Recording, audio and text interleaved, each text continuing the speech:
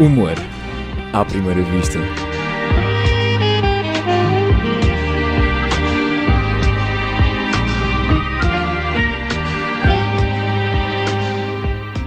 Olá, bem-vindo ao 9º episódio do Humor à Primeira Vista. Hoje o nosso convidado é da Buraca, mas para infelicidade da sua freguesia tornou-se engenheiro informático. Guilherme Duarte, que se acabou por tornar stand-up comedian, comediante. Guilherme, é um caso para dizer que podes sair da buraca, mas a buraca nunca sai de ti? Sim, continua a influenciar a minha forma de pensar, a tua e a minha revolta, vida. No fundo. Sim, já não moro lá há 2-3 anos, mas ainda dou por mim, é sempre que ouço um assobio na rua, olhar para trás e a pensar, olha, vou ser assaltado. E afinal não, afinal é só uma pessoa assobiar para o cão ou para o gato, uma coisa assim. Tu no teu primeiro solo, o Por Falar Noutra Coisa, que também dá nome ao teu blog, Sim. Isso é uma constante no teu espetáculo, ou seja, tu até dividiste aquilo por capítulos, e falas tanto da tua profissão, engenheiro informático, que agora já não és. Agora também já não. Também não sai de um gajo, mas já não exerço. Exato. E também falas das tuas origens, nesse caso da buraca. Sim. Para este segundo solo, o Só de Passagem, e atenção, bilhetes à venda. É verdade.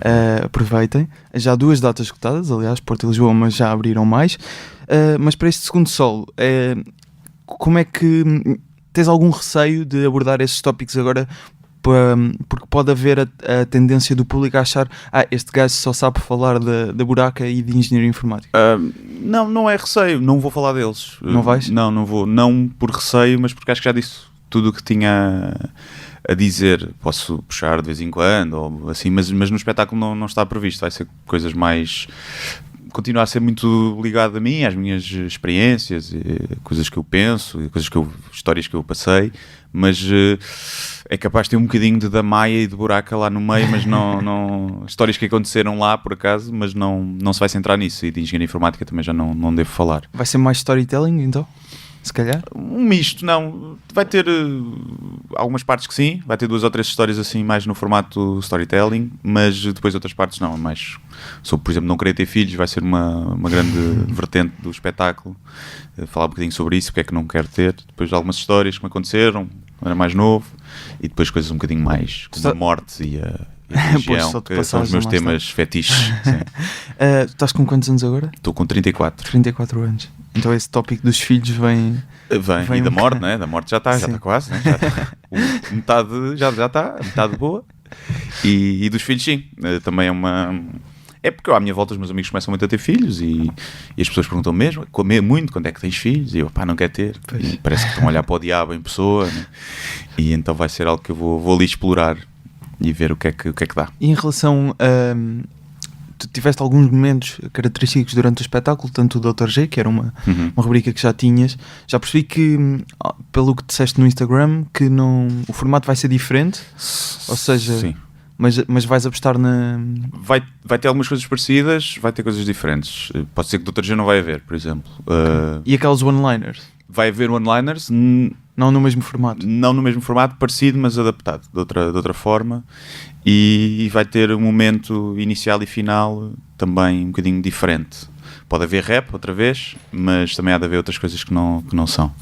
E então tentar... Ou seja, pegar naquele formato que eu gostei de criar aquilo e acho que funcionou, mas também não dar igual, não é? Fazer uma coisa um bocadinho diferente, mas também manter algumas coisas, como os comentários ofensivos, que acho que foi um momento alto do espetáculo, e como há sempre novos, há sempre novos, há sempre material, isso é uma coisa que eu vou manter. Então também dar um bocadinho, o que o pessoal curtiu mais, dar-lhes um bocadinho também, mas também meter algumas coisas novas. Já acabaste de escrever o solo? Não. Ainda não?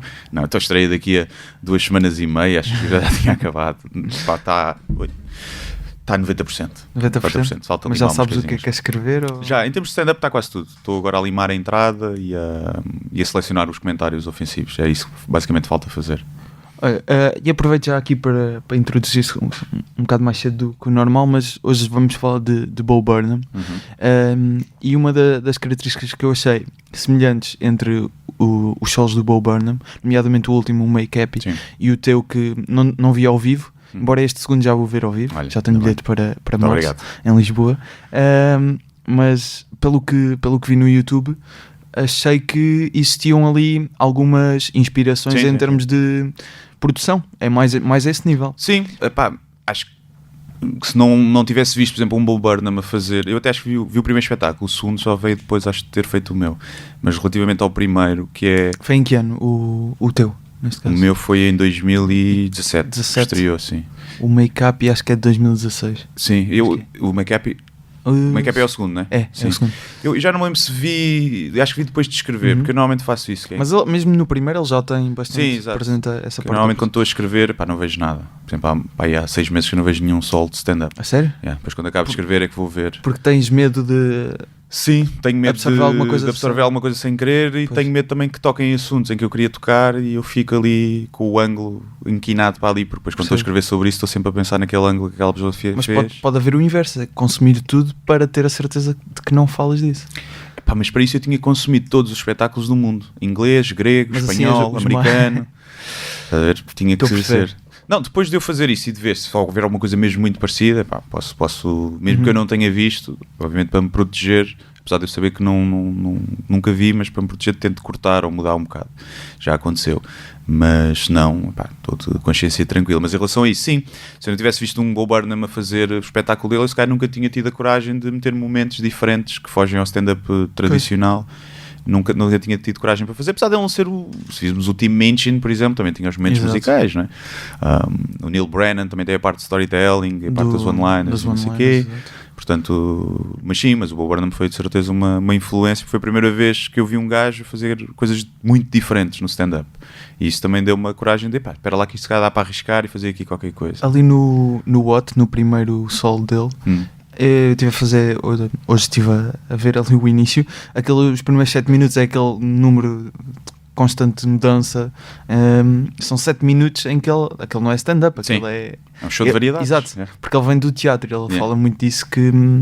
Aliás, surgiu muito recentemente um vídeo no YouTube que é a forma como o Bo usa a luz, as luzes e etc. Não sei se já viste. Não vi isso, mas reparei logo, especialmente no outro, tem a luz e a cénica tão brutais. E ele cria ou seja, o que nós vemos ao vivo é o que acontece, o que nós vemos no Netflix é o que acontece, mas ele grava partes sem audiência para especificamente estar no Netflix. Okay. Principalmente naquela última música do o Rant do Kanye West, sim. em que tem uma câmera mesmo encostada a ele, essa parte foi gravada depois. Fixe. Ele conta essa história, é bastante engraçado. Mas portanto essa parte da produção e do rap também também veio de Bo Burnham, mas o rap sempre foi uma coisa vem um que eu bocado da buraca. tem muito, vem mais daí, é o rap português, acaba por ser o estilo de música que eu mais ouço quase. E eu já tinha escrito aquele rap final, o que é rap mesmo, vamos chamar-lhe rap, ofendendo os rappers todos, mas vamos chamar-lhe rap. Eu tinha escrito aquilo antes de ter o blog do humor, portanto aquilo é uma coisa, até se nota que a letra está um bocadinho desatualizada porque aquilo é mesmo na altura da Troika. Eu até tive que mudar e falar do Costa e do Coelho, não era, na altura era o Sócrates e Passos, acho eu. E portanto a história repete-se, 2011. E então era uma coisa que eu já queria fazer e veio mais por aí, sim, ver mais, mas aí não tanto Bo Burnham, se calhar mais um Team Minchin, tem mais uns momentos mais musicais e olha, dá para fazer isto e misturar isto com stand-up, apesar das músicas dele terem piada e aquele meu rap não ter piada, nem é suposto ter. E depois vêm várias influências, por exemplo, o início, o poema que eu faço no início, o Spoken Word, sim. se calhar até mais inspirado no Carlin, no Modern Man do Carlin, que foi o gajo que mostrou também, olha, é possível abrir um espetáculo de comédia com um poema, estás a ver? Apesar de ser diferente, mas é sobre as redes sociais, não havia redes sociais que é nessa altura, e portanto é assim uma mescla de influências dos gajos que eu vou gostando mais e que nos vão inspirando a fazer coisas diferentes, mais por aí. Pois é, sempre ter cuidado de ver se isto é inspiração ou se está demasiado colado e tentar ter esse distanciamento para perceber isso. Mas com o tempo cada vez também vais descobrindo mais a tua voz e vais passando a ser tu mais a tua própria influência, do que os outros. E tu não tocas no instrumento, nada? Não... Nada, por isso é que eu fiz o rap. Se eu soubesse tocar piano ou guitarra, uma coisa assim, se calhar tinha feito um momento musical diferente. Como não sei, compro um beat e meto umas rimas bacocas lá por cima. Onde é que arranjaste o beat? Comprei online. base de dados de beats, tipo 20 paus, uma coisa assim. Muito bem. O teu primeiro espetáculo teve a produção da Meio Termo. Sim. Este agora, o Só de Passagem, já é a H2N, Sim, que organiza o da Famous Fest. sim, um grande. Já tinhas ido, penso. Já não tinha 2 anos, acho. E agora também o Jimmy Carr vem cá com Sim. a curadoria deles. Esta parceria, como é que surgiu com a H2N? Pá, foi natural, não houve assim. Pá, o primeiro solo correu bem, com o Meio Termo, não tenho nada a apontar, não houve uma decisão tipo De sair, assim. litigiosa, nada disso.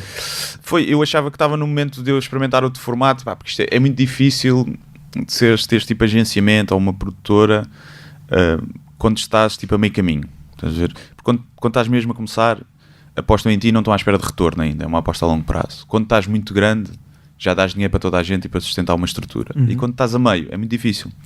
É difícil dar dinheiro para sustentar uma estrutura e a estrutura também não lhe compensa apostar tanto em ti porque aposta que tem outras coisas para fazer, e não é? Porque não tens uma exclusividade.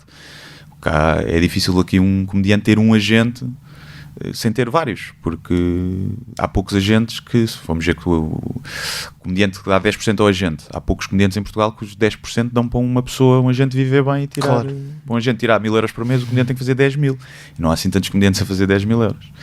E então foi tentar assim uma estrutura híbrida. Eu saí de lá com o Nuno, que era quem me estava a agenciar e quando continua, e depois surgiu naturalmente o convite da H2N, e se nós fizéssemos aqui a vossa tour. E porque nós inicialmente tínhamos pensado, vamos fazer isto tipo uma produção mais nossa, mais caseira. E surgiu, e como é que já tem provas dadas no mercado, e especialmente em termos de promoção e de posicionamento, de gestão de carreira, são muito bons, decidimos experimentar e ver o que é que dá. E agora tem também o Diogo Faro. Também tem o Diogo Faro, sim. Não sei se está mais algum comediante. Não, acho que não. Eles já fizeram coisas com o César Mourão, sim, com o Salvador Martinha. Com o Salvador, sim. E a ideia é ter... experimentar um modelo... Eu continuo independente, eu e o Nuno, e eles são a nossa produtora, o nosso braço armado, especialmente para a tour. E correndo tudo bem, a ideia é tudo a fluir para o mesmo sentido e passarem a ser... acabam por ser já a nossa agência. Sobre esta tour, esta nova tour, a estreia do teu solo será 2 de março no Teatro Estado da Bandeira, no Porto, não é? Que este é o que já está escutado. Já está escutado, sim. Mas entretanto já há outras datas. Neste caso é 16 de março, exatamente. Depois vens a Lisboa, dia 18, que já está escutado, mas voltas em abril. Passas por Guimarães, Funchal e... muitas outras, Rio Maior, Coimbra, estou aqui a ver, mas achei curioso que vais a Londres, mas Barcelona saiu do alinhamento. Foi a data que alterou. Foi a data que alterou, mas ainda não há nova data? Não, ainda não há, Okay. há, porque havia aí podia haver uma sobreposição de datas e então decidiu-se manter isso em stand-by, mas vai acontecer. Okay. E estas idas ao estrangeiro, devem-se a quê? Olha, devem-se à H2N achar que eu gosto de andar de avião. É um bocadinho isso. Londres já tem ido lá pessoal. Foi lá ao Batáguas, foi lá ao Cinel, tem corrido bem. É uma sala ainda grande, Hugo Sousa pessoas, Hugo Sousa, e tem sido fixe. E então, ok, vamos lá. Barcelona é ver. Há 20 mil portugueses lá, a sala é pequenina, acho que tem 100, 150 pessoas. Portanto, se conseguimos comunicar para os portugueses lá, acho que pode facilmente enche. E é show-off, é para dizer que fui lá, basicamente. É isso. Para dizer que és internacional. É para dizer isso. Não vai dar dinheiro, vai dar... sei lá. Viaja-se, não é? Pronto, aquilo, se pagar as despesas já está bom. Vais de carro para Barcelona? Pois, eu devo ir. Não estou a convencer para não ir, mas eu acho que vou de carro para Barcelona. Para quem não sabe, o Guilherme não tem medo de andar... É cagaço mesmo. É mesmo cagaço. Medo de andar de aviões. Podem ver isso no Conta-me Tudo, sim. Assim é que é. As sessões de storytelling que passam não sei se ainda passam no canal Q, mas penso que sim. E vejam lá a história, porque vale muito a pena. Envolve... O que é que envolve, Guilherme? Envolve um gajo que me tentou sodomizar, drogando-me a bebida. É assim, mas não consegui, eu sou rijo. E envolve uma ida para o hostel também com uma senhora de leste, sim, digamos assim. Que devia ser trabalhadora da economia paralela. Aproveitem para ver, está no YouTube. dentro destas novas coisas que estão a surgir para ti, apareceu também o Maxim Comedy Club. Sim. Que o espaço de comédia é de 15 em 15 dias também. Para já sim, para já sim. 15 em 15 dias. E falavas há pouco que o futuro, ou a ideia, é deixar de ter cartaz. Há pouco em off. Sim, a ideia é essa. Acho que Sim. é Ou seja, já é se puxar tentou um bocado... fazer cá. Não sei se já alguém conseguiu, se já algum espaço conseguiu fazer isso, mas é muito o que se faz lá fora, que Exato, há uma noite de puxar comédia e as pessoas vão ver comédia. Não interessa se vai o comediante A, B ou C. E já se consegue assegurar uma mínima de qualidade. Sim. Um mínimo de qualidade. Sim, e é saberem que as pessoas saberem que vão ver coisas boas. É normal que vejam pessoas que não acham assim tanta piada, é normal, Claro. É uma noite de comédia, a ideia é ser também heterogéneo, mas que sabem que há uma qualidade minimamente assegurada por parte, seja do espaço, da curadoria, do que seja, e vão ver comédia, não vão ver o comediante A ou B. Eu lembro de ver o Rafinha Bastos no Unas, no Maluco Beleza, a dizer isso, que em Portugal existe um movimento de comédia, de público, mas é de comediantes. O comediante A ou B leva muito público atrás, Claro. mas a comédia em si não leva. E no Brasil isso não... E no Brasil não acontece. Lá nos comedy clubs acho que não está ninguém anunciado. Pode estar um ou dois, mas depois vês muitos mais. E eu acho que esse é bom para toda a gente. É bom para o público, mercado, porque vai conhecer pessoas que não conhece. É bom para os comediantes porque não têm que estar a gastar muita promoção e podem ir lá e testar texto de forma mais descomprometida, exatamente. Portanto, é bom para toda a gente. Agora, se é possível, se há corrente de público em Portugal, em Lisboa, neste caso, para fazer isso, não sei, vamos ver. É um teste. Não faço ideia se vai funcionar ou não. A primeira noite correu muito bem. A segunda noite já está a vender e não temos cartaz, que é um bom pronúncio, mas também pode ser por ser o início, não é? Depois a longo prazo é que se vê se consegue manter isso. Mas, e falávamos disto há pouco, como disse, estão agora a surgir alguns comedy clubs e isto é bom, e também surgiram muitos shows agora. Yeah. E não tens nenhum receio dessa competitividade, porque acaba sempre de existir uma pessoa pode ver entre as suas poupanças, não é? Sim. Decidir ir a um e não ir a outro. Sim, acho que pode acontecer isso, vai acontecer em muitos casos, mas acho que o bom que traz supera isso que pode prejudicar.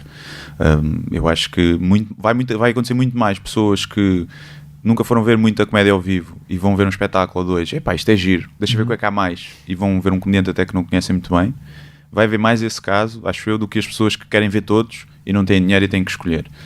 Até porque, uns têm um público mais novo, outros têm um público mais velho, outros têm um público mais urbano, outros têm um público mais para o interior. Claro.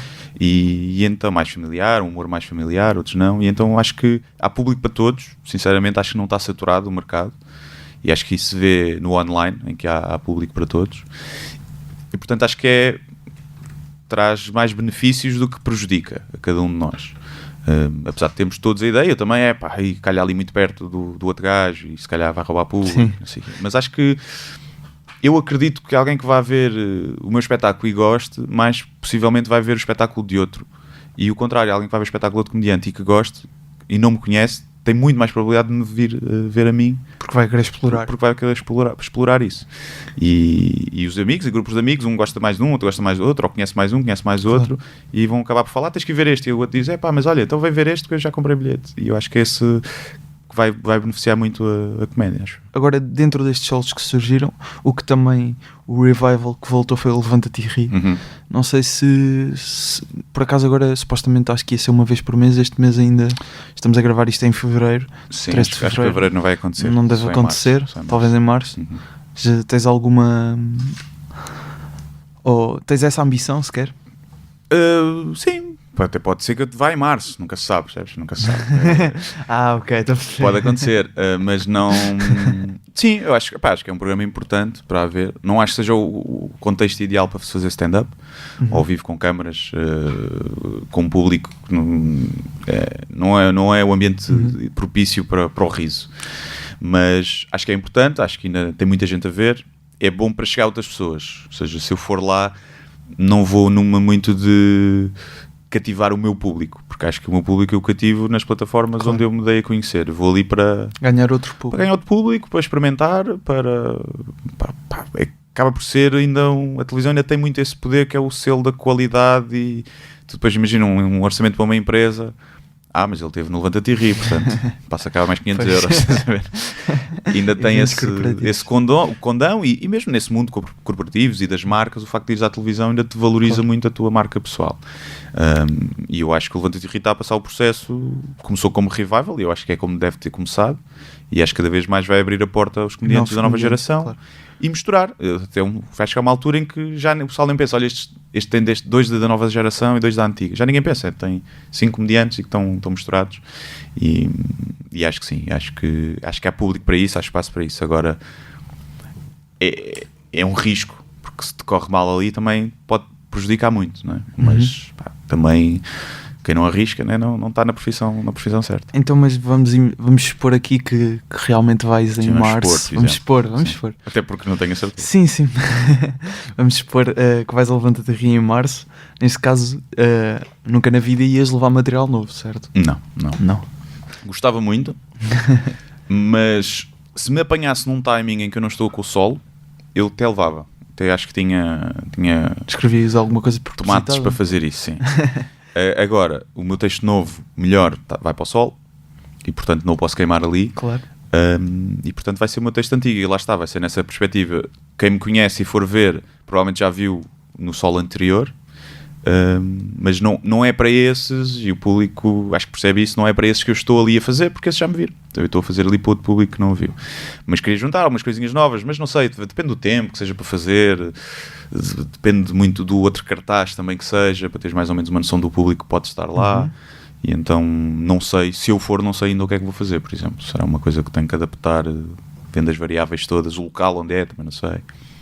Isso às vezes também influencia. Como disse mais no início do episódio, hoje falamos de Bo Burnham, um comediante americano, jovem, apenas 28 anos,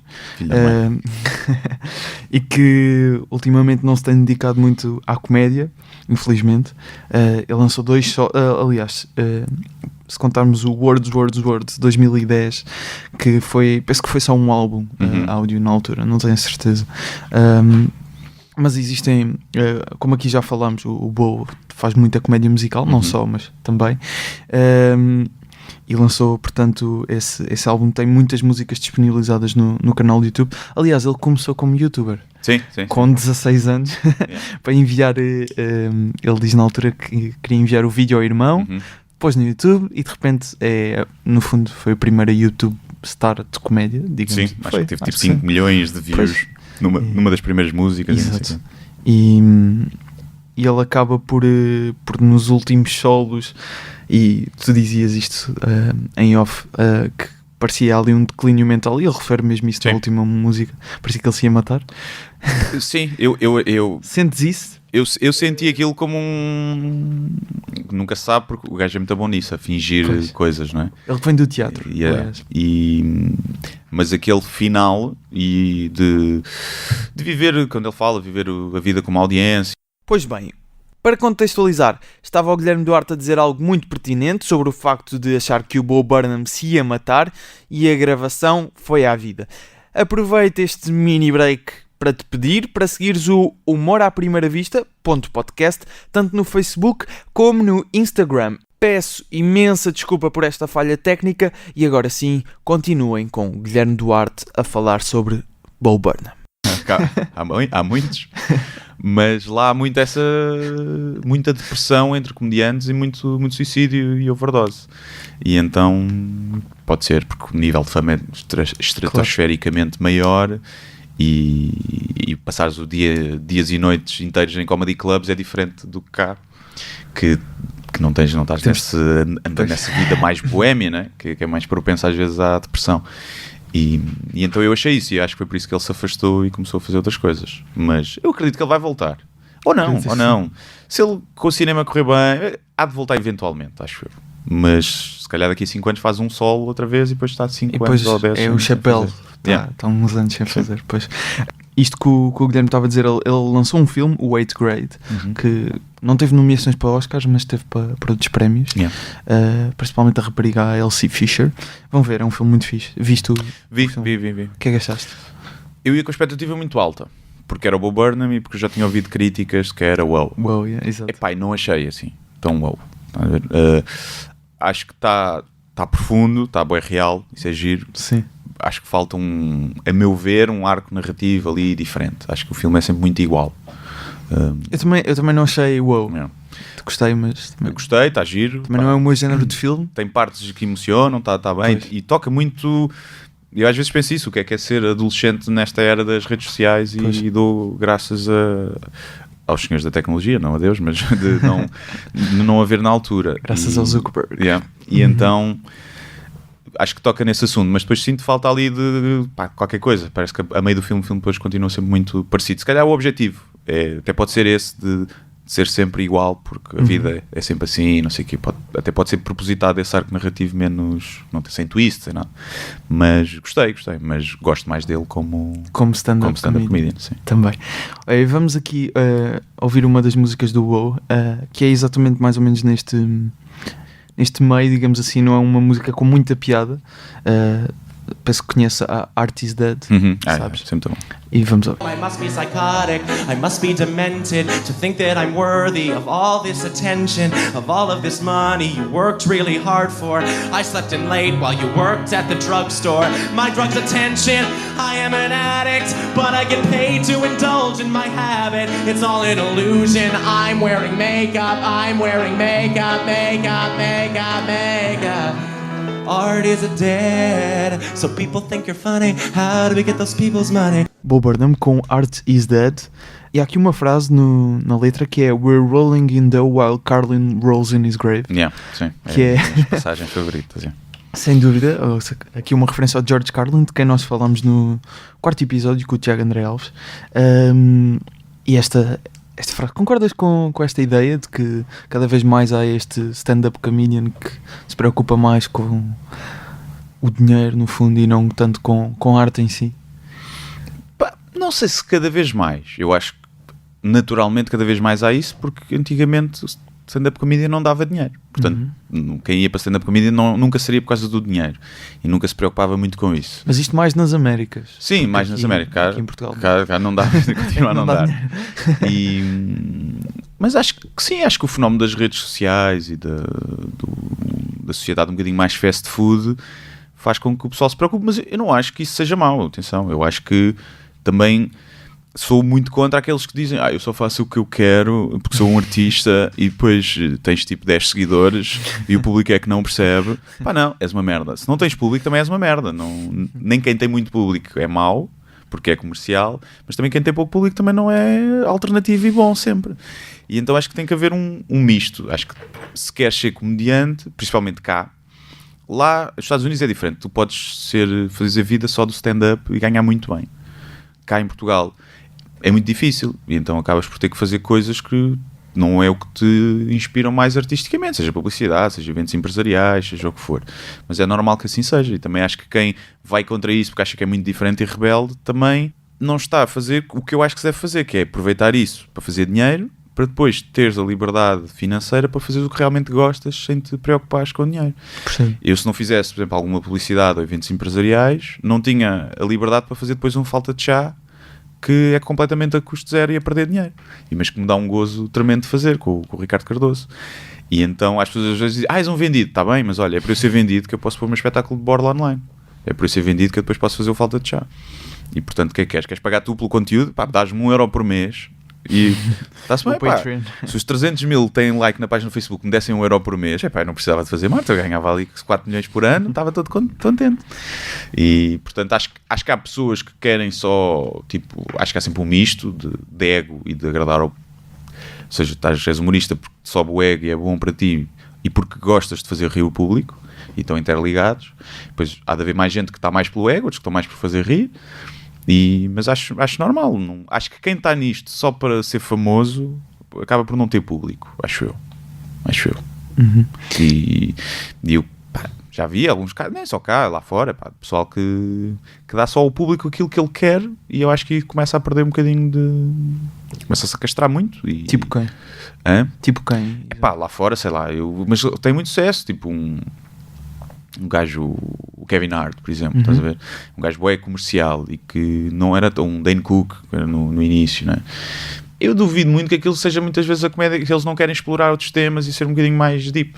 duvido que eles não queiram. Só que já chegaram ali a um ponto que são tão conhecidos e fazem tanto dinheiro, depois não conseguem sair daí.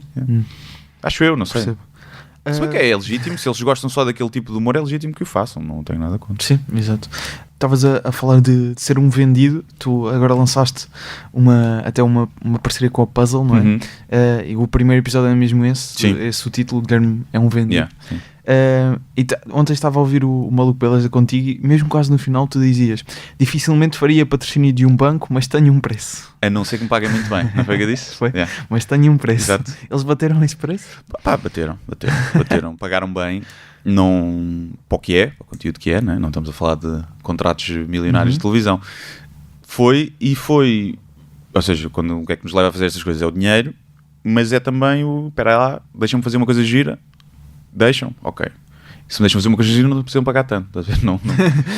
E foi isso, foi um misto, deixaram-me fazer uma coisa que eu acho que está fixe, para o que é. Já saíram 2 episódios? Já saíram 2, eu acho que está a giro para o que é, e pagaram bem, pá, e deram uma oportunidade também de, depois de pagar, por exemplo, até aqui enfim produz o Falta de Chá, eu contratei-os, eles faziam o custo zero, contratei-os, pá, o André Nunes, a Anitta, o Subtil, entram também, tive a oportunidade de lhes pagar, não é nada do outro mundo, mas dar-lhes um bocadinho que eles já também deram a troco zero, e deixar fazer uma coisa gira.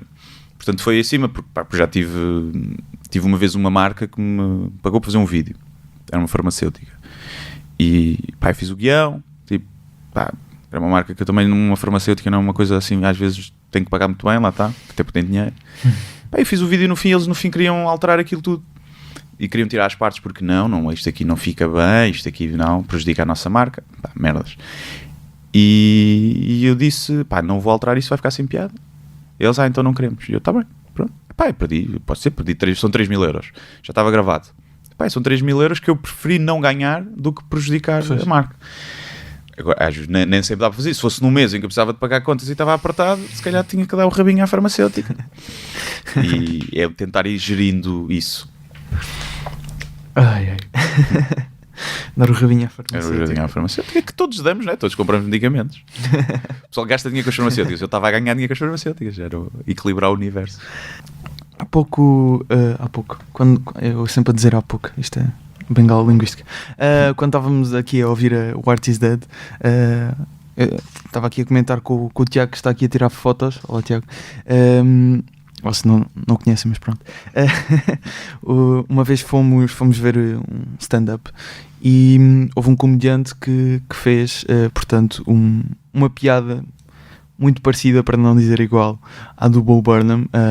Uma piada, não faz sentido passar aqui o som porque aquilo envolve conteúdos cénicos, digamos assim, mas é qualquer coisa do género de: o meu pai diz que eu sou muito extravagante em palco, e eu disse: é pai, então prova. E enquanto isso atira confetis ao ar, isso, portanto, aconteceu mesmo, nós vimos isso acontecer à nossa frente e ficámos a olhar um para o outro com uma cara um bocado: o que é que está a acontecer?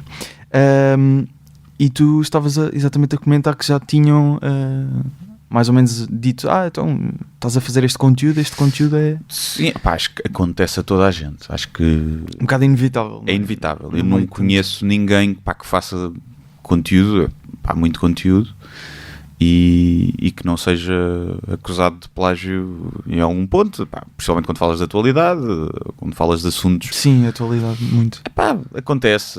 Eu estava a dizer que acho que 99% das acusações de plágio são falsas, são coincidências, ou plágios inconscientes também. Acho que nos dias... Eu quero acreditar que nos dias de hoje, tipo, com a internet, que há pouca gente que plagia deliberadamente, principalmente humoristas conhecidos.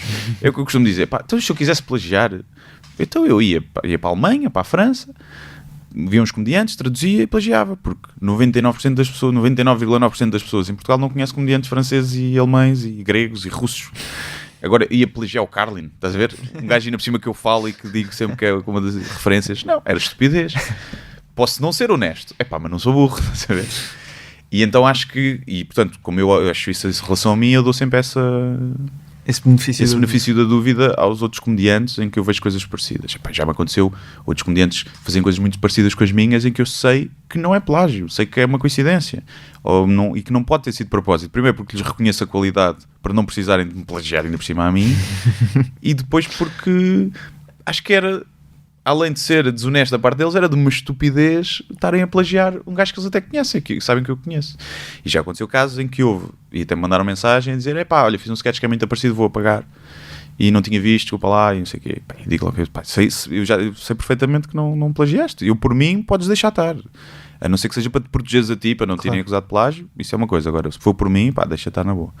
E como aconteceu isso já com essas pessoas, de certeza que também acontece comigo, e é natural. Agora, que há pessoas, eu vejo muitas páginas de internet de pessoal que começa a fazer stand-up ou a fazer humor e quer ter uma página com piadas em que são claramente plagiadas de tanto de cá de Portugal como de fora, dos Nine Gags da vida e assim, que são ipsis verbis, mas às vezes acontece coincidência, e eu estava a dizer isso, que é, às vezes fica aqui no cérebro e um gajo não se lembra, e é preciso ter cuidado com isso. Claro. E depois até começa a duvidar de ti. Criptomnésia, né? Dizem. Sim, começa a duvidar. Eu, às vezes acontece, vou pesquisar. Às vezes, quando é aquelas ideias que isto é muito bom e é muito básico, será que isto nunca foi feito? Eu lembro-me no Falta de Chá que havia um sketch que era no fim, era um sketch parvo, e nós dizíamos, como é que fechamos o sketch? Fazemos um fade to black. Ok, fade to black, ok. E aquilo fazia em fade e aparecia a cara do António, que é preto. Pronto, a saber. E era o fade to black. E eu lembrámos daquilo, rimos-nos bué. E eu, isto é tão simples, será que não foi feito já em inglês? Tipo um Mel Brooks, uns Monty Python, qualquer coisa assim. E pesquisei, bué, e não encontrei nada. E pronto, como não encontrei, pusemos, mas fiquei muito naquela do, se calhar já viste em qualquer sítio, porque é tão simples. Pois. Posso ter visto. Mas se calhar já alguém no mundo inteiro fez isso, não é? Não é uma coisa impossível de acontecer. Ainda por cima, em inglês e português funciona igual. Porque às vezes há coisas que tu sabes que só pode ser em português, então pesquisas, porque em inglês a tradução não se aplica. Neste caso, isso pode-se aplicar em provavelmente qualquer língua, né?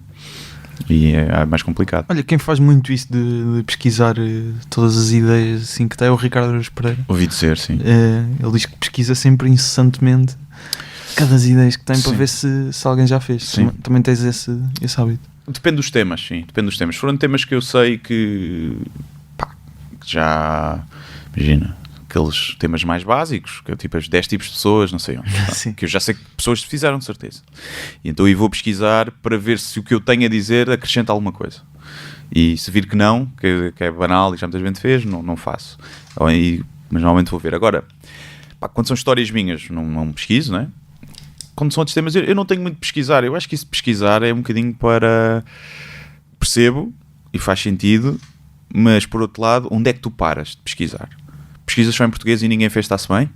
Pesquisas em português e inglês e ninguém fez está-se bem? Então os russos, os gregos. Sim.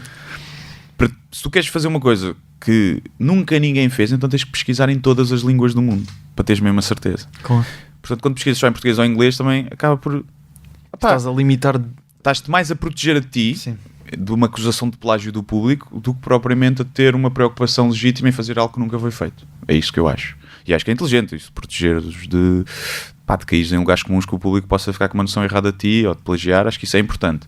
Mas eu vejo mais por aí, quando eu pesquiso é mais por aí, para me proteger do que propriamente para... Vou fazer aqui uma coisa que nunca foi feita no mundo. Então tenho que pesquisar nas línguas todas, porque senão...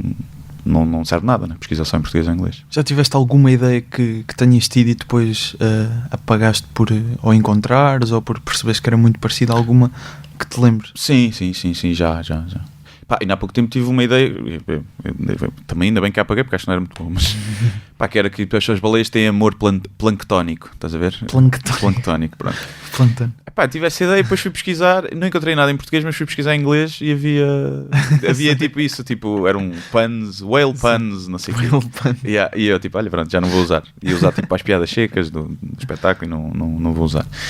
E portanto já aconteceu outras coisas do género, sim. Muito bem. Principalmente quando é sketch, eu faço mais isso quando é os sketches, até porque sou eu e o Ricardo a ter ideias e quando são dois aumentas o perigo, não é? de algum trazer alguma ideia porque já viu de fora, e então pesquiso mais aí em textos e não tanto.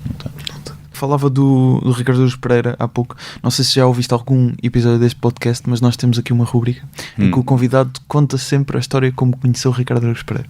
Não sei se já tiveste a oportunidade de o conhecer. Já, por acaso já. Mas foi História só... engraçada ou não? Por acaso é engraçado, é engraçado. Lá está. Há aqui um efeito qualquer. Sim. As histórias são sempre... Estava aí para o podcast do Com o Humor Não Se Brinca, do Alvin e do Nelson, e aquilo foi algures ao pé do Parque Eduardo VII, lá no café. Pá, eu estava aí para lá, cheguei, sabia que era ali naquele café, estava a olhar à volta e não via ninguém. E vejo um senhor lá ao longe a fazer-me adeus e a chamar-me. E eu ao longe, não é bastante, aquele é o Ricardo Araújo Pereira, está-me a fazer adeus. Merda é esta. Não pode ser. Olha, ele continua, deve ser para outra pessoa.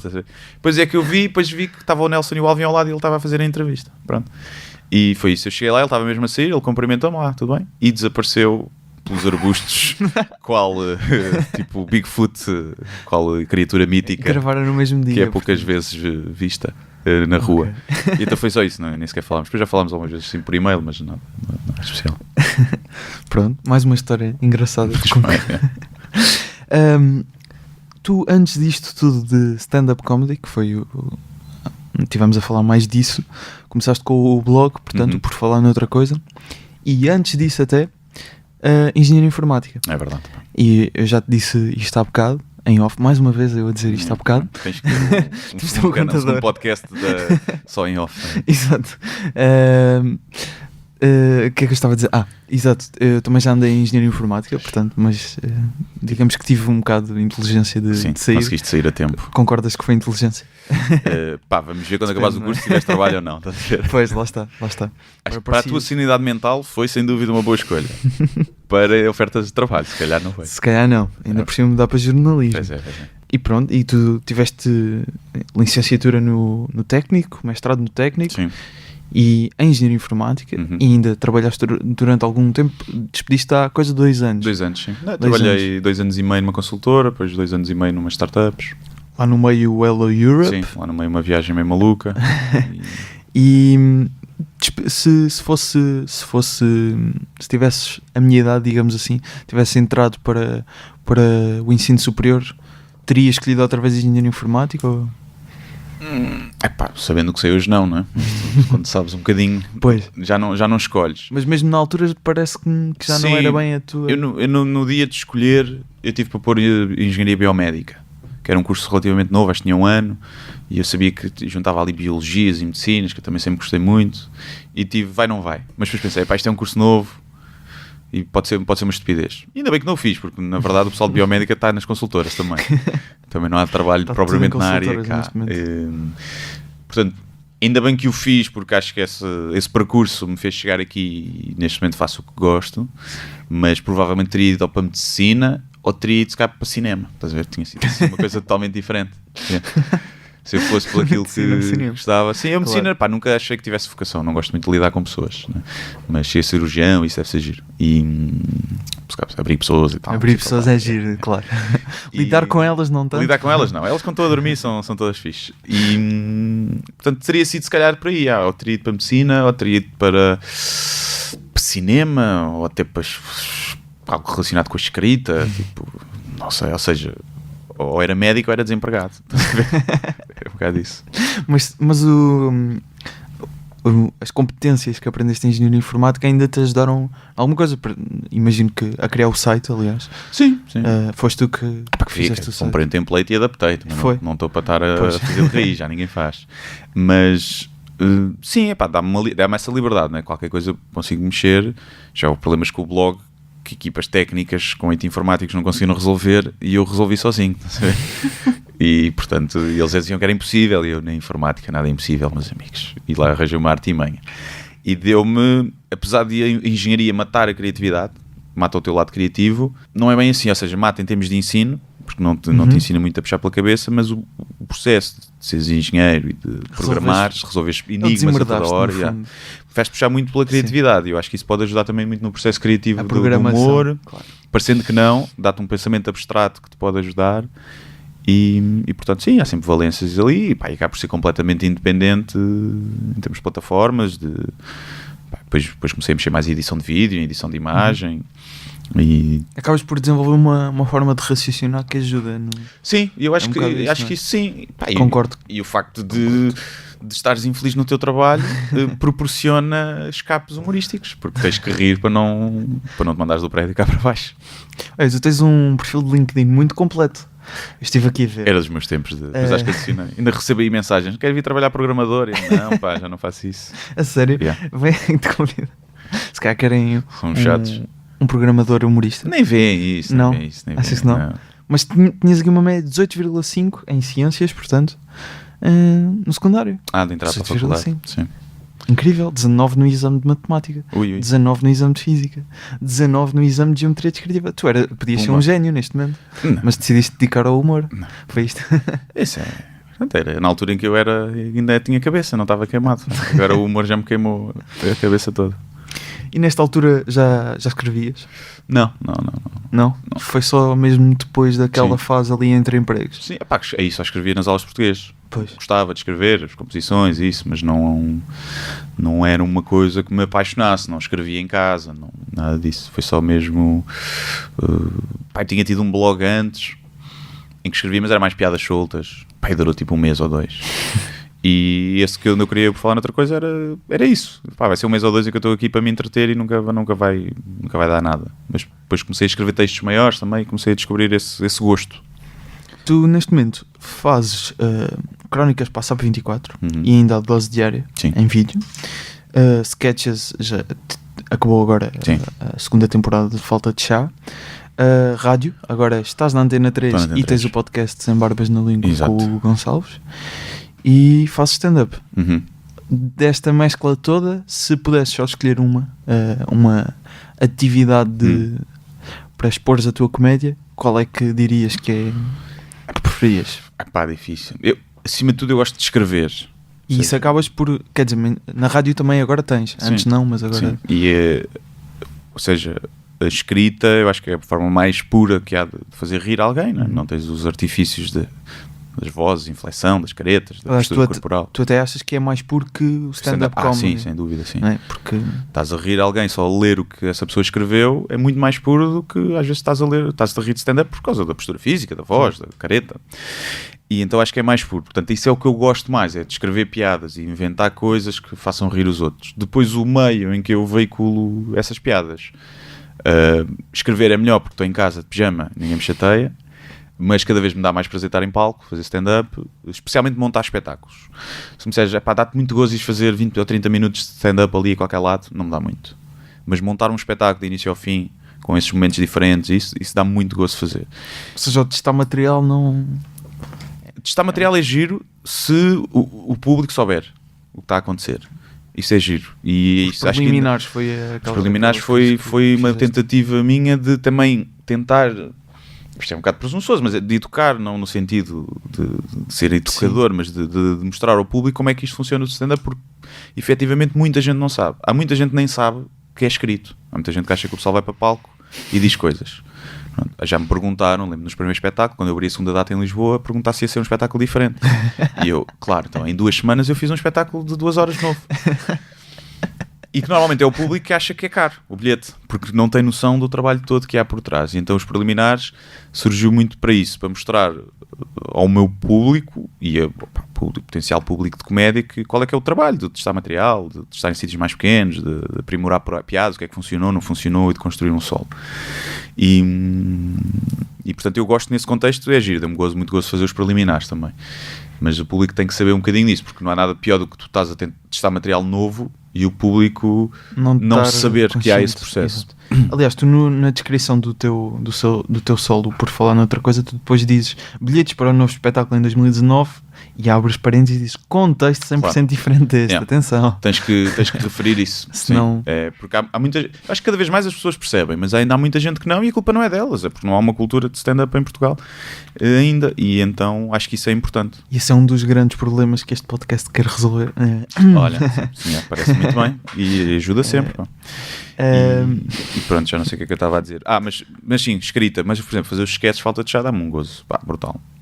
Sai muito do pelo. Não haverá uma 3ª temporada nestes moldes. Nestes moldes? Nos moldes de... Vais lá fazer uma cena sem ganhar dinheiro Todos, Estou a eu, o perceber. Ricardo, a produtora, e depois é nos tempos livres, e depois há dias que marcamos e depois não dá, alguém não pode. Quando há dinheiro, o dia está marcado, grava-se. Pronto. A primeira temporada ainda passou na SIC Radical, Sim. não houve remuneração devido a isso. Não, mas a segunda também poderá passar na SIC Radical e já a ser Remunerado. remunerada. Fala. Já o Manuel Cardoso, quando esteve aqui, os sketches de Boomerang também passaram na SIC Radical e não foram remunerados. Também não sabia. Parece que é uma... Como já estavam na net, percebes? Eu Sim, também sim. percebo. Já está na internet, o pessoal já viu. Não me chocou que a primeira, como teste, fosse para ver. Numa segunda foi logo coisa. Aliás, nem foi nós, pronto, houve logo essa, tipo, se eu puser a segunda, eu quero pagar porque acho que o conteúdo merece. E então, sim, mas nunca é, pá, porque aquilo dá trabalho, né? Na segunda temporada são 80 sketches. Às vezes são 4 horas para gravar 15 segundos de sketches, porque temos que ir para o sítio e tal, montar a luz, montar não sei o quê, fazer não sei quantos takes. Mas dá muito gozo e orgulho-me imenso do resultado final. E algo que queremos fazer, se calhar noutros moldes, vamos ver. E pode mudar o formato mesmo que não seja uma questão de dinheiro, mudar o formato, ser uma coisa mais semanal, ou ser uma coisa com público ao vivo. Temos que explorar. Agora, o primeiro semestre já não consigo meter mais nada. Pois, Não dá. acredito. Como é que estás a safar agora a escrever para a rádio? A habituar-te? O escrever não me custa, mas o debitar, estou a encontrar a minha voz. Ainda não sinto que... O pessoal gostou, o feedback foi positivo, tanto da rádio como do público mandou mensagem. Houve alguns que disseram para estar a falar rápido demais, nota-se que estás um bocado nervoso, principalmente quem me conhece melhor. Ainda encontrar ali um bocadinho o registro. Depois também vai viver da química do Tiago Ribeiro, que é quem está lá na rádio. Da interação que eu começo a ter mais com ele, isso vai com o tempo, com confiança. E eu também quero mudar, não quero ser só crónica, tipo, Chegar tudo lá ensaio. Sim. Também misturar um bocadinho com sketches, às vezes até levar pessoal de fora para fazer o contraponto do sketch, acho que pode ser giro. Portanto, misturar aí vai ser um espaço para fazer, para experimentar, lá está. É um formato novo que eu não faço ideia se vai resultar e se vou ter algum jeito para fazer aquilo, não sei. Vamos ver. E ainda tens o Sem Barbas na Língua com o Hugo Gonçalves.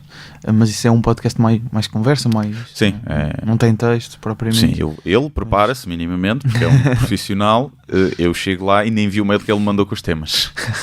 Não, com as cenas que ele queria falar. Às vezes vou para lá, às vezes não, vou sempre para lá. Às vezes vou com um tema na cabeça para falar, mas preparo-me zero. Vocês gravam na Rádio Zero, não é? Sim, do técnico. Do técnico. Sim. Lá está, voltar a casa. É sempre um suplício ir lá, mas olha, traz-me mais recordações. Eu acho que já referi aqui isto, agora não me recordo, mas o Bo também teve a sua origem em engenharia. Não sabia. Exato, e por essa altura experimentou o teatro, acho que ele gostava muito de física, algo desse género. E estavas a falar exatamente das tuas crónicas não sei se o termo correto é crónicas, mas crónicas na Antena 3. Sim. Em que vais tentar ser experimental. Isso é uma característica muito óbvia no Bo Burnham, que é super experimentalista. Sim. E para não cingirmos apenas a músicas, passo agora um som de algumas piadas mais stand-up por dele, e ele que também usa alguns poemas. Isto é engraçado, e ele depois também acabou por lançar um livro de poemas, o Egghead, não sei se ouvi falar, mas nunca vi. Sim. Eu também só vi na internet, pronto. Mas então vamos ouvir algumas piadas de Bo Burnham. When did my mother first describe gay sex to me? Good question. I was 8 years old.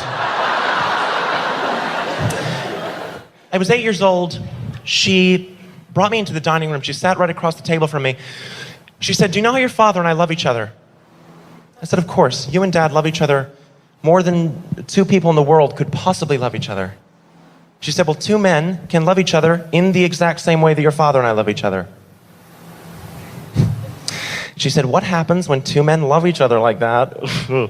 What they do is they take off all their clothes, they get into bed, and they shit on the Bible! Bo Burnham, ele acaba por fasear tantas músicas, conciliar as músicas com assim, momentos mais destes de poesia também. Tem um poema muito fixe que é o I Fuck Slut.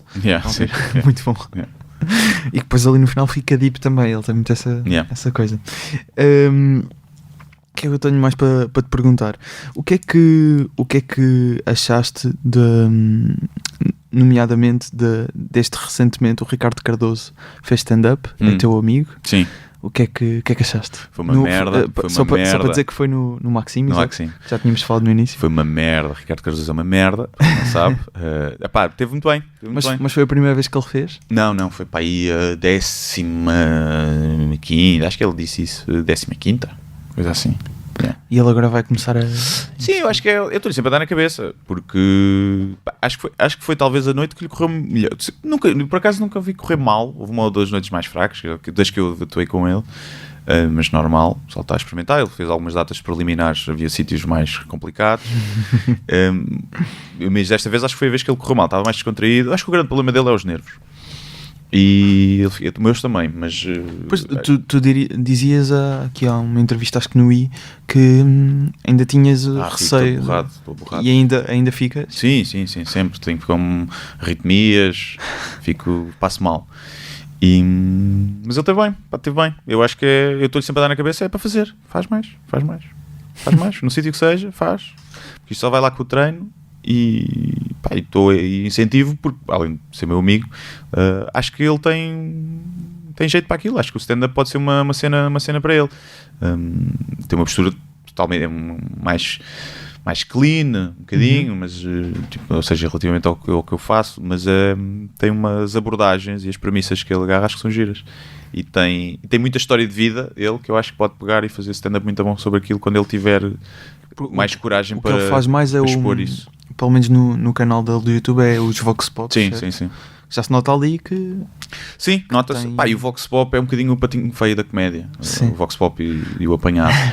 É difícil. Eu acho que ele faz aquilo bem. Eu não sou fã do Vox Pop quando é fazer perguntas a velhos que eles não percebem o que é. Profundamente também depois leva muita edição. Sim, acho que é fácil fazeres um Vox Pop em que vais falar com um velho e perguntas-lhe o que é que ele acha da Web Summit.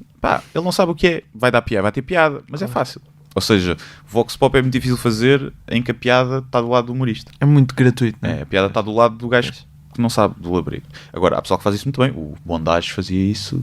Não sei se é. Bondage, não conheces? Não és mais novito. Um gajo fazia para as Noites Marcianas e depois fazia para a Maxman TV. E tem às vezes no YouTube, ele faz uns Vox Pops, são incríveis. Aquilo é hilariante. O gajo é o Carlos Afonso. Depois fez uma cena com o Sam da Kid, que era na casa deste senhor. Nunca viste o póster imperativo? Não. É fogo. Então, todo mundo mesmo... novo que eu te estou a dar a conhecer. Aqui mesmo. Maxman TV, Bondage para a Lenca. E esse gajo fazia isso muito bem. E eu acho que o Ricardo, em termos de fazer tipo cobertura de eventos, também faz isso bem. Agora, como humor, eu não é a cena que eu gosto de ver, Vox Pop. Eu acho que ele próprio gosta de fazer, mas ele gosta mais de fazer os sketches. Ele vai gostar mais de fazer stand-up, de ter um humor um bocadinho mais que vem dele e não tanto da reação do público. Percebo. Tu no teu blog, no Por Falar noutra coisa, mostravas uma lista de 10 comediantes. Já foi há bué isso. Já foi 2015 há para aí, tempo. Deixa cá ver. 2014. 1 de julho de 2014. Foi no início, quase. Sim. E em primeiro aparece George Carlin, sim. Ricky Gervais em segundo, Woody Allen em terceiro. Bo Burnham nesta altura também se calhar ainda não tinha visto, se calhar. Pois. Mas onde é que punhas Bo Burnham agora? É difícil porque ele só fez 2 coisas. Pronto, e isso é difícil. Agora, são 2 coisas muito boas. A questão é essa. Se calhar não há nenhum comediante no mundo que tenha feito 2 primeiros solos como aqueles. Nenhum, se calhar. Sim. Vais ver o Carlin. O Carlin é muito bom no fim. Tipo, nos últimos 20 anos. Era muito clean e muito goofy. Pronto. Mas ele queria ser movie star na altura. E o CK é a mesma coisa. Ele é muito bom. Começa a apurar muito aos 40 e tal anos. Eu não conheço nenhum com 20 e poucos que tenha feito o que o Bo Burnham fez. Pois. Acho que não há, acho que é o caso único e é um caso único, lá está, as pessoas quando dizem as redes sociais, o pessoal só vem de lá, é prova que o pessoal pode vir das redes sociais e ser muito bom a fazer aquilo que faz. Sem dúvida. E portanto seria difícil, não consigo, eu neste momento colocava num top 10 dos melhores de sempre, percebes? Já com essa idade, dos melhores de sempre, num top 10, para mim. Agora, obviamente, se fizer um top 5, tenho que pôr lá o Carlin, um CK, se calhar mete um Bill Burr, um Jim Jeffries, que já fazem isto há muito mais tempo e tem mais solos e uma consistência já demonstrada. Agora, se calhar fores pegar, se for ver os 10 melhores solos de stand-up, se calhar põe lá um do Bo Burnham. Pois. Do stand-up, neste caso, de comédia. Neste caso. Aqui falavas de uma menção honrosa de gajas e falavas da Sarah Silverman, Amy Schumer. Sim, que depois Aqui, já teve isto em volta. Polémico, Yeah. polémico. Voltamos aqui ao plágio. Foi antes do plágio. E Ellen DeGeneres. Gostaste do novo solo Não da, vi da ainda. Ellen? Estou naquela fase Por em que acaso eu não ainda vejo não nada. acabei. Ah, pois, exato. Não vejo nada. Exato. O último Agora- que eu vi foi do Adam Sandler e já, bué. Do Quando saiu. 100% Fresh. Yeah. Muito bom. Está muito bom. Gostei. Sim. E junto aqui a comédia musical, aliás. Que eles são uma série de músicas e filme, a forma como aquilo está filmado, não sei se... Sim, eu acho que isso até é o melhor do espetáculo, é a realização. Exato. Também gostei, mas, ou seja, acho que é daqueles que é mais giro ver em casa do que ver ao vivo. Do que ver ao vivo. Acho que é Acredito. talvez o único caso que está muito bem realizado e editado. E depois aqui, na Menção Rosa, apareces tu. Neste caso é a tua primeira sessão de stand-up comedy. Ui, sim. Tiraste o curso de comédia na Bang, Na Bang, sim. certo? Sim. E na altura dizias que até nem querias ir fazer o espetáculo, Yeah. era mais pela parte de escrita. Sim. Isso foi em que altura? 2014? Foi quando começaste? 2014, sim. Foi em maio de 2014, a primeira vez que fui a palco. É. E a experiência na altura? Pá, é mesmo isso, quando eu digo isso era verdade. Eu fui pela vertente de escrita, já tinha feito uma cena de escrita criativa com a Susana Romana, uma coisa tipo pequena, um workshop pequeno. Das produções fictícias, sim, não é? e havia este e o workshop não era nas produções fictícias, era na escrever. Já sei. E depois de fizer, ok, tem aqui a parte de escrita, vou fazer. Quando disser, tens uma atuação no fim, tens o quê? Não vai acontecer. Pá, e desde o início, não, eu lembro que tivemos fazer tipo 1 minuto de stand-up para os outros gajos que estavam lá, gajos e gajas a fazer o curso. Pá, só isso já me borrei tudo, todo, e tipo, não quero. Pá, só foram-me convencer, não é? Toda a gente ia, o gajo também não quer ser o Coninhas do grupo, não é? Toda a gente ia fazer, tipo, começa a ter mais confiança no texto que vais fazer. Claro.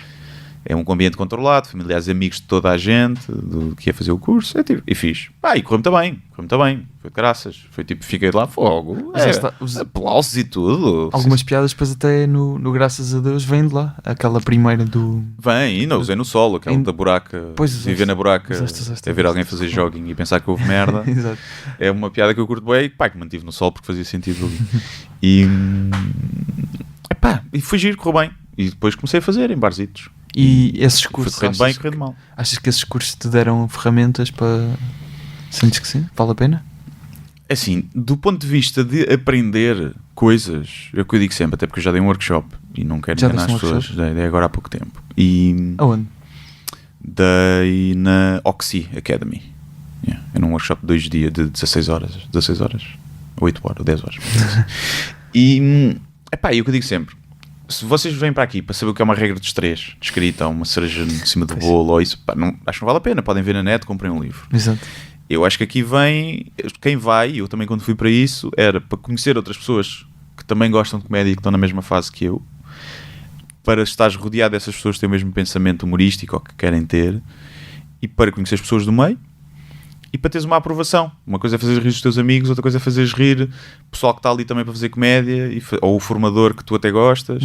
E eu acho que isso, sim, eu saí de lá, eu lembro que o Paulo Oliveira da Bang, pá, a meio do curso ligou-me e disse, pá, estive ali aqui a ler o teu blog, pá, muito fixe, pá, tem jeito para isto, continua a escrever, e pá, e no fim gostava que ficasse aqui a fazer stand-up e não sei o quê.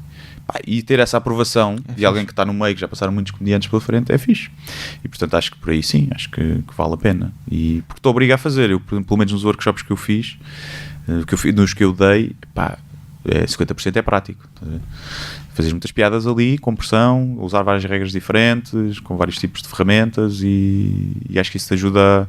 Vais para casa, levas trabalho de casa, obriga-te a escrever e trazer, e portanto acho que nesse sentido é importante. Não acho que alguém que não tem piada nenhuma não vai sair de lá a ter piada. Pois. Não vai. Não dá para ensinar. Mas quem já tem algum timing cómico, algum pensamento diferente, humorístico, pode ter ali ferramentas que podem apurar isso. Olha, para terminar o episódio nós temos uma rubrica, mais uma, que é um Fuck, Marry, Kill, só que é um Fuck, Marry, Kill diferente. Ok. Sabes que eu tenho uma aplicação, Tens uma aplicação? foi criada por mim, eu já não estou lá. Se fores à Store, tens um Tinder, que é o Fuck, Marry, Kill, que é uma espécie de Tinder. Qual é a diferença? Aparecem 3 pessoas, em vez de aparecer uma, em vez de ser swipe left or right, aparecem 3 Escolhes um. pessoas que estão inscritas como tu na cena, e tu escolhes qual é que Fuck, Marry, Kill.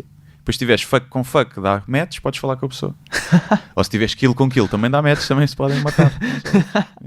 Isso. E eu queria, na altura que estava lá na cena de startup, isso ainda continua. Pá, quando eu saí de lá tínhamos já 200 mil utilizadores. Isso é uma aplicação portuguesa. Lá está, startups portuguesas aqui em força. Nem sei como é que está. Fuck, Marry, Kill. Chama-se mesmo Fuck, Marry, Kill. Chama-se Fuck, Marry, Kill na App Store Android, na do iTunes, nem sei se já está aprovada, porque os gajos são mais... não deixavam. Muito bom. Então, aqui o nosso Fuck, Marry, Kill é um pouco diferente. Nós fazemos... as 3 opções são... A primeira é matar, essa mantém-se. Depois a segunda é ajudar a escrever o próximo solo, mas nunca mais ver esse comediante. E a terceira é ver todos os dias alguma coisa desse comediante. E nós usamos os comediantes internacionais que já viste ao vivo. Neste caso, percebi que... Zero, não é? Zero, Mas esse número, em princípio, será 1, não é? Jimmy Carr. Sim. Contas que adicionaram à tua lista. Então eu tenho aqui uma proposta diferente para ti. Que é, neste caso, o Ricardo Cardoso. O primeiro. Segundo, Diogo Faro, que também está na H2N. E agora tenho aqui... Eu ia pôr o Hugo Gonçalves, embora ele não seja stand-up comedian. Sim. Mas a ideia, estás a perceber, dele ter um solo, deve ser interessante. Eu quero ver se eu convenço a fazer 5 minutos de stand-up. A sério? Olha, então fica aqui o Hugo Gonçalves e Bo Burnham. Estes 4. Há um a mais. Há um a mais. Normalmente até há mais. Há pessoas que podes deixar de fora. Ora bem, quem é que eu matava? Matava o Ricardo Cardoso, porque o Falta de Chai tem muito mais views. Estás a ver? Porque os produtos aumentam. A morte é o melhor marketing de todos, é o melhor PR stunt que existe. Portanto, matava Esquivaste o Ricardo bem Cardoso. deste. Esquivaste bem. A outra é ajudar a escrever o Sol e nunca mais o ver. Pode ser o Faro. Pronto, ele está com o Sol também e somos da mesma agência. Pronto, já vou escrever qualquer coisinha e depois nunca mais o via, que é bom também, nunca mais o ver na vida. Se estás a ouvir isto, é isso mesmo. Não está a ouvir. Depois de ver qualquer coisa todos os dias. Era o Bo Burnham, pronto. Claro. Aí sim, mas não o de... Gonçalves fica de fora. Pá. Não gostavas de ter a experiência de escrever com o Bo? Gostava, claro. Mas depois sim. O ver ia ser muito traumático. A questão é que, para que é que eu ia escrever com o Bo? Para lhe estragar, para lhe estragar a carreira? Não vale a pena. Tu vês aqueles gajos, há gajos em que tu até, por exemplo, gostava muito de escrever uma série ou um filme com o Ricky Gervais. Isso curtia bué. Agora, um stand-up do Bo Burnham, que é tão dele e tão próprio e tão genuíno, é uma coisa que eu até prefiro ser sempre espectador do que ele está lá. Mexer, não é? Gostava de trabalhar com ele, se calhar, noutra coisa. Numa série, num filme, lá está. Ou num projeto diferente. No espetáculo dele como stand-up, prefiro continuar como espectador, porque é dos poucos comediantes que eu consigo ver e abstrair-me da parte técnica. Muitos comediantes eu estou a ver, olha, vem uma regra dos 3 agora. Olha, agora está para mim, se eu já sei onde é que estou sempre a pensar o que é que eu faria, se eu faria aquilo, e estraga um bocadinho. É como o pessoal que estuda cinema, não é? Depois está a ver os filmes e está. Isto agora é um plano. Está a ver os planos e só quando o filme é muito bom é que se abstraem disso. E claro. Então o Bo Burnham é dos poucos que eu estou a ver, dos poucos, uma série deles, não é? Não é o único, mas em que eu me abstraio de. Estou a ver como espectador e não como humorista. E é fixe. Isso é muito fixe. Eu por acaso não tenho isso, portanto vejo todos da mesma forma. Para terminar, queria só deixar aqui um apontamento. Eu acho que já tinha dito isto quando falámos no Twitter. Tu, uma vez num live do Facebook, estavas a dar umas sugestões. Que eu fiz no Facebook, olha, na incrível. vida, acho que sim. E eu vi-o, tive essa sorte. E tu referiste Bo Burnham e eu já tinha visto algumas coisas dele, mas lembro-me que nessa altura depois fui procurar mais coisas, portanto acabaste por apresentar-me um bocado Bo Burnham. Olha. E obrigado por isso. Ainda bem, obrigado. E portanto faz todo o sentido este episódio também ser sobre o Bo Burnham. Sim, era para ser sobre o Carlin, não é? Falando nisso, que é a minha maior referência, mas o Tiago já tinha falado. O filho do Tiago anda a roubar. Isso por acaso é uma questão que eu já tenho estado a pensar, porque acho que faz sentido repetir, porque acaba por repetirmos comediantes sobre quem falamos, não é? Sim. Portanto, num futuro, quando tiveres o teu terceiro solo, apontamos e vens aqui falar de Carlin. É verdade. O Carlin é um humorista fetiche para os humoristas portugueses, mas tens quem idolatra e quem não gosta nada, porque acha que é preaching e não é stand-up. E não é stand-up. E o Bo Burnham também, lembro-me que ele refere algumas vezes que ele teve alguma dificuldade em começar a ir a comedy clubs no início para testar, porque vinha da internet. Isto é como o fado, os puristas do fado, depois aparecem uns ambujos, os fadistas típicos olham para o lado, mas depois com o tempo, o gajo afinal até é bom. Até ajuda a renovar a ideia, não é? E acaba muito por ser isso a função, não é função, mas a consequência do trabalho do Hugo.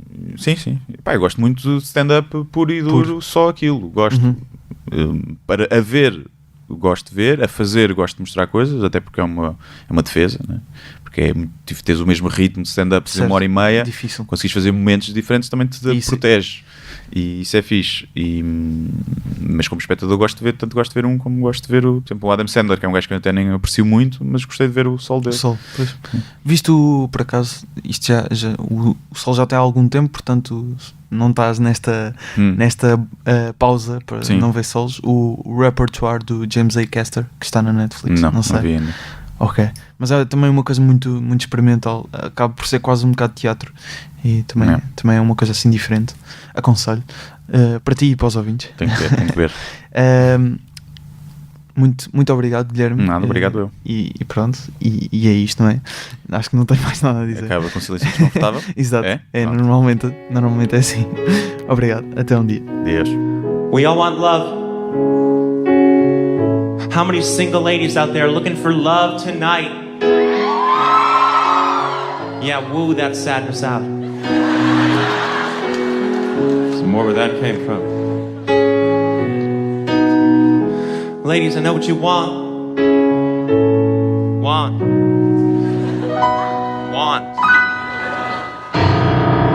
You want a guy that's sweet, a guy that's tough, a feminist who likes